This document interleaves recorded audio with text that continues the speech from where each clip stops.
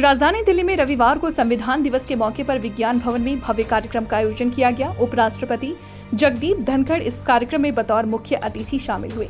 यहाँ बोलते हुए उन्होंने कहा कि संसद लोकतंत्र की आत्मा है। इसकी सर्वोच्चता कार्यपालिका या न्यायपालिका के किसी भी हस्तक्षेप के लिए उत्तरदायी नहीं है। बता दें कि 1949 में इसी दिन भारत की जनता ने संविधान अपनाया था। संविधान दिवस कार्यक्रम को संबोधित करते हुए उन्होंने कहा कि संसद की संप्रभुता राष्ट्र की संप्रभुता का पर्याय है और ये अभेद है। संसद के विशेष कार्यक्षेत्र में कोई भी घुसपैठ संवैधानिक उल्लंघन और लोकतांत्रिक मूल्यों की प्रतिकूल होगी।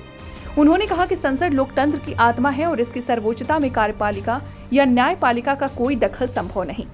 उपराष्ट्रपति ने कहा कि देश के निरंतर विकास के लिए कार्यपालिका, न्यायपालिका और विधायिका को सहयोगात्मक संवाद करना चाहिए, न कि टकराव अपनाएं।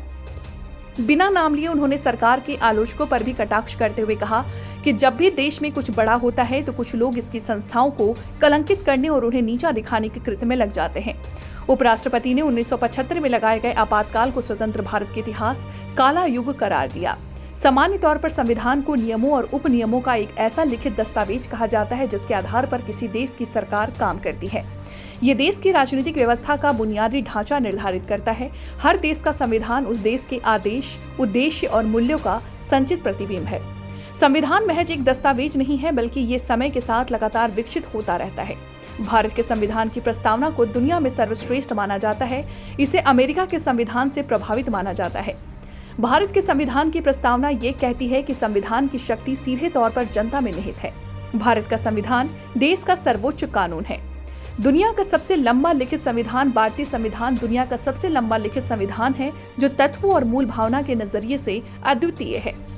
मूल रूप से भारतीय संविधान के कुल 395 अनुच्छेद 22 भागों में विभाजित और 8 अनुसूचियों में है, लेकिन विभिन्न संशोधनों के परिणाम स्वरूप वर्तमान में इसे कुल 488 अनुच्छेद 25 भागों में विभाजित और 12 अनुसूचियों में है। इसके साथ ही इसमें 5 परिशिष्ट भी जोड़े गए हैं जो पहले नहीं थे। संविधान के तीसरे भाग में 6 मौलिक अधिकार का वर्णन किया गया है। वस्तुतः मौलिक अधिकार का मुख्य उद्देश्य राजनीतिक लोकतंत्र की भावना को प्रोत्साहन देना है। ये एक प्रकार से कार्यपालिका और विधायिका के मनमाने कानूनों पर निरोधात्मक की तरह कार्य करता है। मौलिक अधिकारों के उल्लंघन की स्थिति में इन्हें न्यायालय के माध्यम से लागू किया जा सकता है।